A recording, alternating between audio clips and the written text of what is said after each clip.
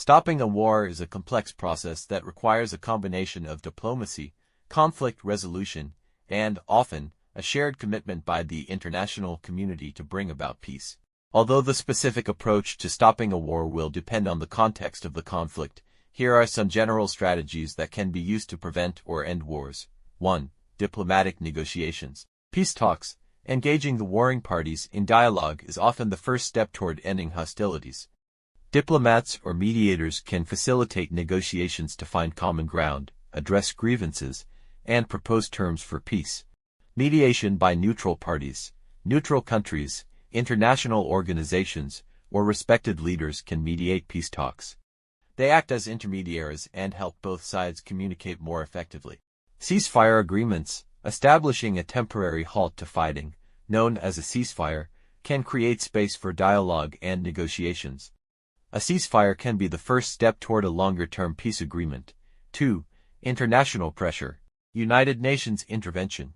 The UN can play a crucial role in peacekeeping and conflict resolution. The UN Security Council can impose sanctions, authorize peacekeeping missions, and mediate negotiations. It can also pass resolutions demanding a ceasefire or peace talks. Economic sanctions. The international community can place economic sanctions on countries or factions involved in the conflict. Sanctions can increase the cost of war, forcing leaders to reconsider their strategies. Diplomatic isolation. Countries that engage in war can be diplomatically isolated. This may include expelling them from international organizations, recalling ambassadors, and severing diplomatic ties. 3. Involvement of regional or international organizations. Regional organizations, groups such as the African Union European Union EU, and Organization of American States OAS can mediate or intervene to prevent or end conflicts in their regions. They often have a vested interest in regional stability. International organizations, NGOs like the International Crisis Group, Red Cross, or Amnesty International can help build awareness, provide humanitarian aid, and push for conflict resolution. 4. Addressing root causes of conflict. Economic development. Many wars, especially in underdeveloped regions, are driven by economic hardship.